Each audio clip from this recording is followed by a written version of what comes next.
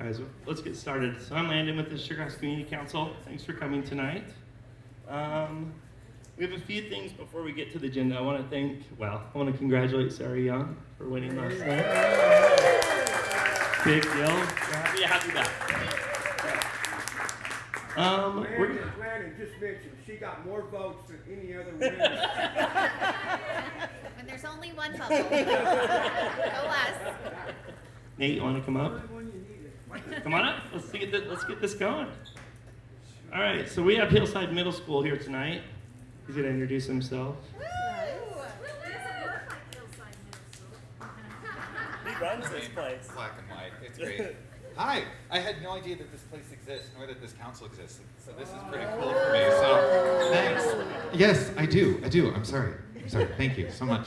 My name is Nate. I am the theater teacher at Hillside Middle School. And now 'tis the season for the actual Hillside annual musical to take place. We had auditions a couple of weeks ago, and I'm just curious, have any of you in here ever been to Hillside's shows?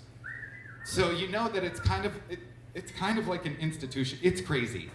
And the whole community comes together, businesses, families, and by the time it's all said and done, there's about 5,000 people who see the show every year. And it's because of our incredible cast of kids. Almost half of the school is in the show. We had our auditions last month, and my current cast count is at 231 children, which is awesome. And it's amazing, and we love it. And this year we are doing Moana. It is a show that I have wanted to do ever since it was released 6 years ago. It's one that I didn't think I had enough maturity to do. There's a lot of cultural elements that I wanted to make sure I got right in there. And the community has been begging me to do it for a long time, and we are finally doing it. And I think that's part of the reason we've had such an incredible turnout. With that, though, we have 6,000 costume pieces that we have to come up with from scratch. That we get to come up with from scratch. And that's not a new number. Lion King last year, I think, was 7,000. But what we're finding out is challenging is finding actual Polynesian pieces. So I am asking if you guys have friends, neighbors, family members, church members, enemies that are of the Polynesian culture, specifically Tongan, Samoan, and Hawaiian. If you could reach out to them. I've created a makeshift flyer that I will make sure he gets and sends out. Apparently there's a newsletter too that goes out, and it'll be included in that. I'm learning so much tonight. I love it. It makes me happy. If you could spread the word, we are looking specifically for Polynesian themed fabric. What I am not looking for is Hawaiian shirts. So please make sure that that does not get out. But this letter that I have included has specific items that I am looking for alongside fabrics in the as far as how they translate in the various languages in Tongan, Samoan, and Hawaiian. If you could spread the word, that would be spectacular. Thank you. And then when my boss found out that I was coming here tonight, she asked me to do her dirty work for her. So during COVID, when everything was locked down and socializing was horrible, in Hillside's neighborhood, there was this community of at least 100 people who always met on the field every night outside of our school with their dogs and just formed their own little friend group. And it's one of the most beautiful things that came out of COVID, which is awesome. What has not been beautiful since then is the amount of dog crap that is being trekked into our school. And it has become such a serious issue that the district or the school, I'm not sure which one it is, maybe both, are now threatening to fence the field and put up trespassing protocols. So if you know people, if you are people who go to that field with your dogs, thank you for going there. First off, can you please spread the word for people to clean up after themselves? That is all I've got, and now it's the awkward transition, so there you go. Wait, no. Well done. That's a tree. Hey, so the guy in the back there lives 2 doors down from his. Who's yours? That's Cop. Oh, Yeah. thank you. What about the tree? The tree. The performance is March 7th through 14th. We have 8 performances. The tickets go on sale like a month before. Last year we crashed the website in the first 2 minutes. Yes. So we would love for you all to come. Just make sure you have all your devices plugged in and ready to go. Thank you. Thank you. Thank you. All right. So Sugar House Park is looking for 2 openings, if anybody's interested. Sarah. I think Sarah will talk about the planning commission vote last week, later tonight. Okay. Maybe talk about Wells Fargo too. Okay, great. Is Mike here? Okay, we'll skip that too. Sam, you ready? Okay, come on. We have Sam for 1 more month. I'm still here. Aren't you supposed to take a bow after you talk, Nate? Something like that? I didn't see you take a bow. So I nodded. that's fair. All right. For those that don't know me, I'm Detective Sam Fallows. I'm the community liaison for the area here. So, yep, you do get me for at least 1 more month. I'll give you all an update. I know everybody likes to hear it. So I'm number 2 on the list now, so I'm very close. So, yeah, it should be probably January, most likely, is when when I'll get promoted. So thank you all for the support, always appreciate it.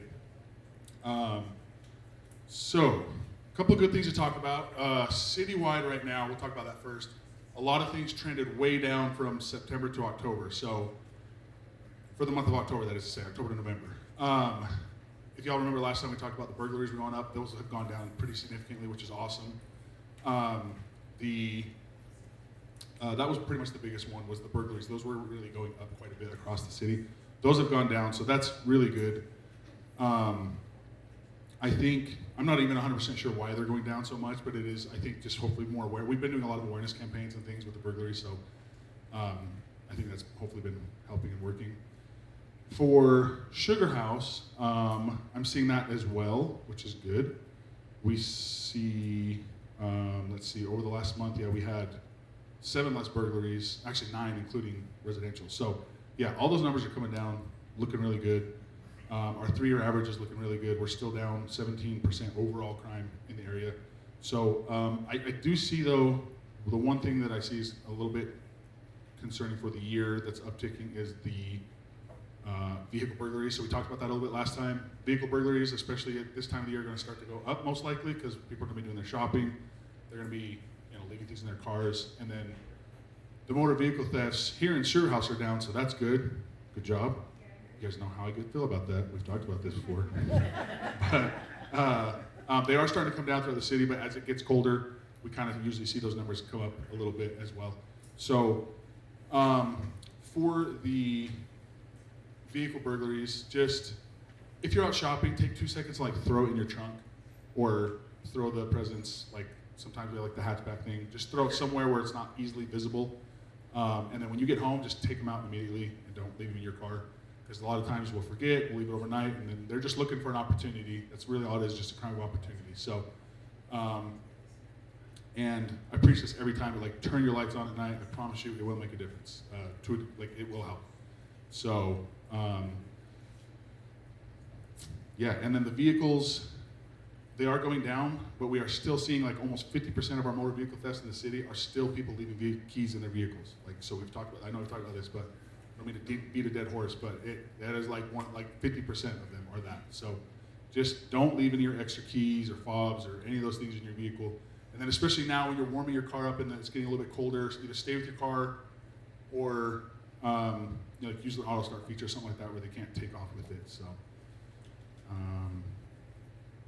yeah, that's pretty much all I have for everyone. Does anybody have any questions for me tonight or any follow-up items? Yeah, Rich?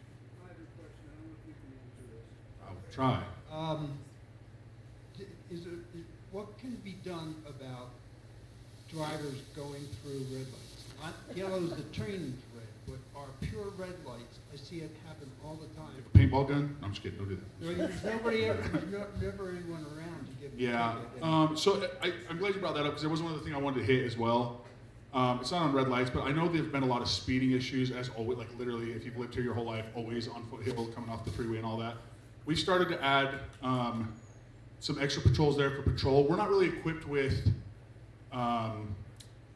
radars and things like that, but our motors, they have all that stuff.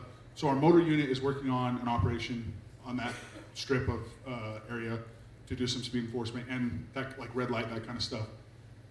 We've been setting up officers with their lights on just to slow people down, which people are going to slow down when they see cops. So we've been trying to hit that as well, just FYI for Sugar House. But yeah, it's if there's a specific, is there a specific intersection, or is it like just everywhere rampant, crazy? All around.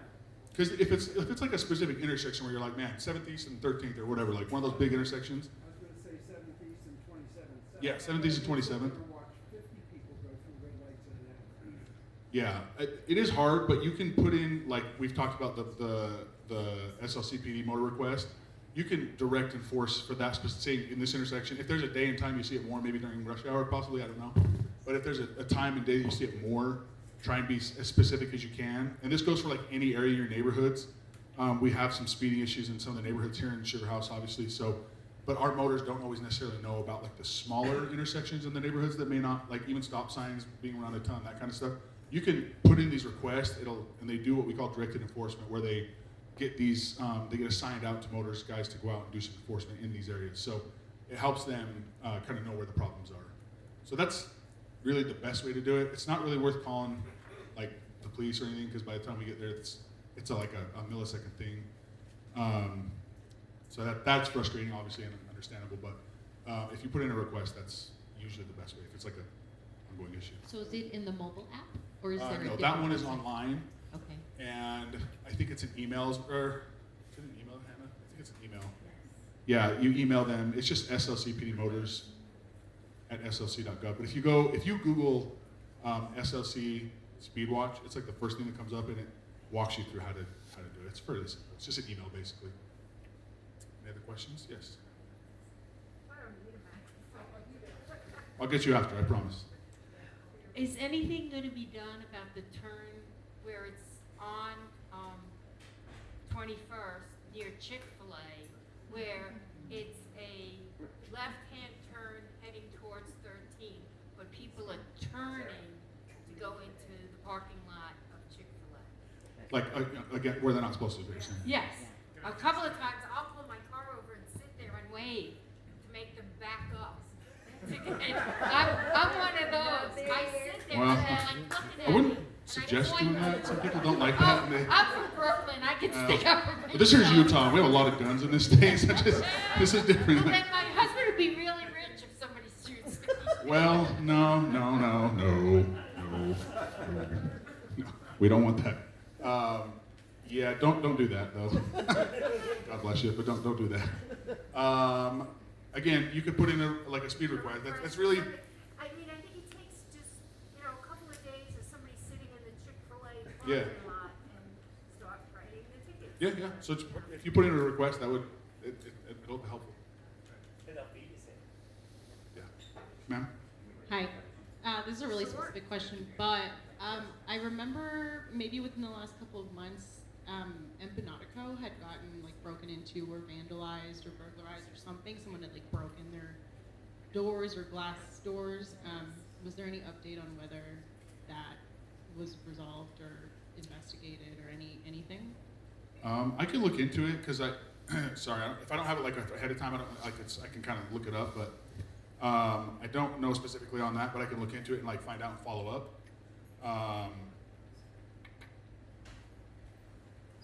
So Sugar House is interesting too because we've had a lot of burglaries at some points, and then we'll arrest some key players and they'll almost stop overnight, and we'll have almost none. So there's a few key players that get out of jail and then they come back and they burglarize the businesses, and then we finally catch them and get enough evidence to put them back in jail, and then they get out, and it's kind of this very frustrating cycle.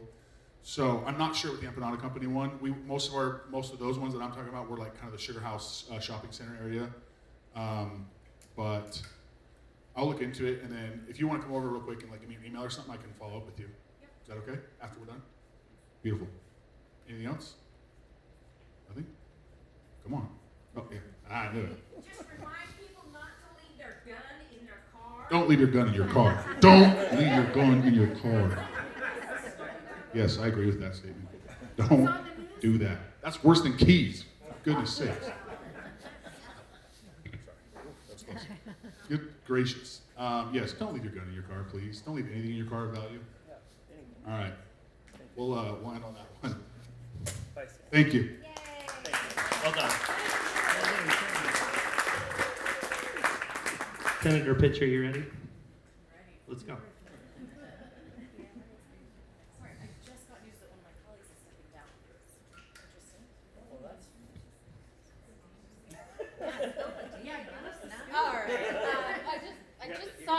Representative Lisenby And maybe is get in the stepping middle. down. So I was just looking at that. One of my colleagues in the House. I'm not here to talk about that. No, I just wanted to give a little update on what's going on at the Hill. Have any of you been following the Supreme Court nominee process? Okay.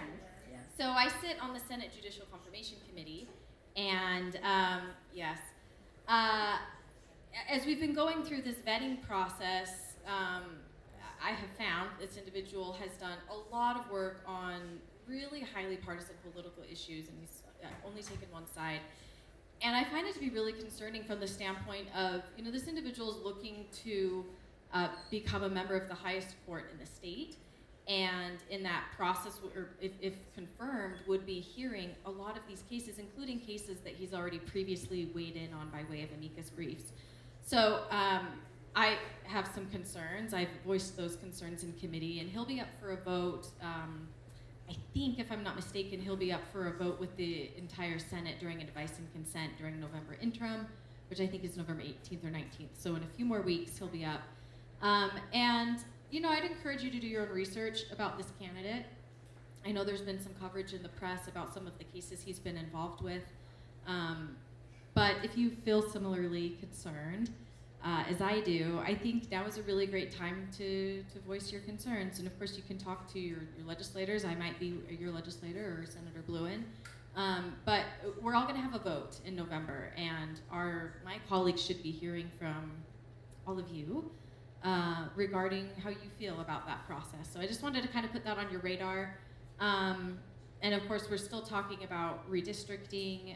We'll hear from the courts on November 10th as to which map they select, if they accept map C, which is the map that my colleagues chose in a special session, whether they accept one of the two maps that were proposed by the plaintiffs, or whether the court feels that another map is appropriate. And so we'll get that news soon, in 5 days, and then I think from there we'll have some guidance about what that process will look like on the federal level moving forward. So those are kind of the two big things that we've been talking about. I'm happy to answer any questions or pass this off. Questions? Do you have any questions? Yeah. Just a quick one. Not that you would know about. Was it Diana Gibson? Is that her name? Yeah. Not that you have met her or would know how she thinks. My mind goes back to the maps that the Citizens Commission came up with. Do you have an idea if she is looking at those too?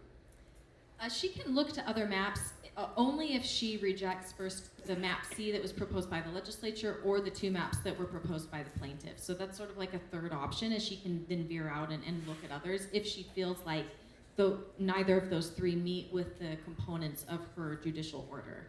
So I suppose she could. I will say I think it's probably unlikely. My guess is that one of the three maps that are already before her will probably be one of the maps that's selected.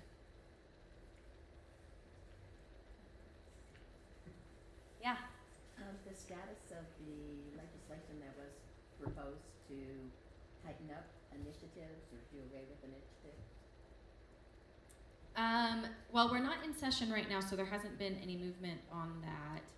I thought it was counter to using maps and. Or are you talking about the ballot initiative to undo Prop 4? Yes. Okay. Right. Yeah. Yes, thank you. That's a good point. I'm glad you raised that. So to comply with I think there's statutory requirements, the sponsors of that ballot initiative, and let me back up. For those of you that aren't aware, the Republican Party has filed a ballot initiative or is preparing to run a ballot initiative and collect signatures to repeal Prop 4, which is the independent redistricting initiative that citizens passed a number of years ago. And so they filed their documents, they put the state on notice, and the next step is to hold a series of hearings. And their first 7 hearings will be on Monday. And none will be in Salt Lake, unfortunately, although I've heard that there will be additional future meetings and they will attempt to secure a place in Salt Lake at that time. If I remember correctly, I think the closest one to us will be in Kaysville. They're all being held on November 10th at either 6 or 7 p.m. And I wish I had quick information about where you could get that. If you're on my newsletter, I sent out a newsletter yesterday that has that information.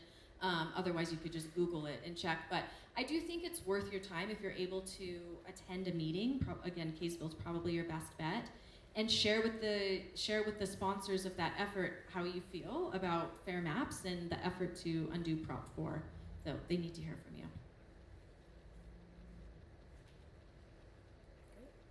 Okay. Well, thank you.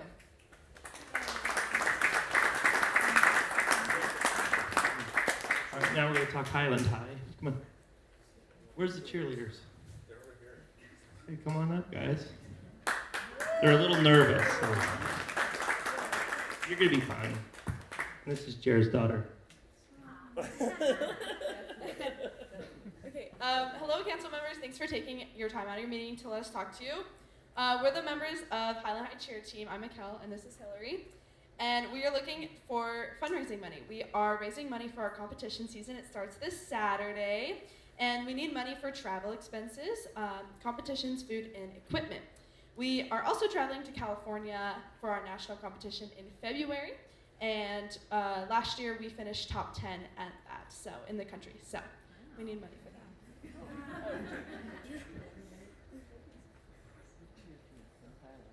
We are currently asking for donations for a banner to be hung in the gym. Banners may be purchased by companies or families looking to donate. There are different levels of donations. These banners will be hung in the main gym right as basketball season is starting. We'd greatly appreciate it if you would donate to have a banner put up. Thanks for your support, and go Rams! Yeah.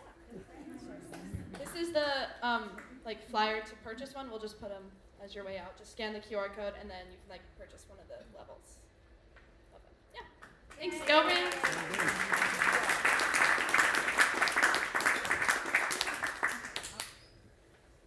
Thank you, cheerleaders. It's been a really good, we just ended our first quarter last week of October, so really good start to the school year. I know I've been hearing some concerns about park. We are focused on what we can do with the park. We've actually worked with our SRO and the police department to put cameras up now at the pavilion just south of Highland High School so that we can have a better idea of what's going on at the park. And hopefully start to deter some of the activity that happens over there, because it's not good. Other than that, I think we have also our fall musical is coming up. It starts November 20th. We are doing Urinetown, which I was not familiar with Urinetown, but I have become familiar with. I'm excited about it. If you're not familiar with Urinetown, it's a satirical musical. It is set in a dystopian future where a 20-year drought has made water scarce, leading a corrupt corporation to control all public restrooms and charge citizens for the privilege to pee. The show follows a hero who leads a revolution against this oppressive system. So it should be pretty exciting. Don't be too thrown off by the name. I know it took me a minute when they said, we want to do Urinetown. I was like, oh. But, so it should be a lot of fun. So yeah, if you can come, that's opening up on November 20th. We'll have shows on the 20th, 21st, Thursday, Friday at 7 p.m. There's also a matinee and a 7 p.m. show on Saturday, and then the closing night will be Monday the 24th. So if you have the opportunity to come out, we'd love to see you there. Other than that, construction, full swing construction starting up in end of February. So we're gearing up for that. But as of right now, there's not really been much that's been happening since the summer. The Roslyn Heights facility has finished, which is a beautiful facility if you haven't had the opportunity to check that out. But the Roslyn Heights facility has a nice turf field up there, 6 tennis courts.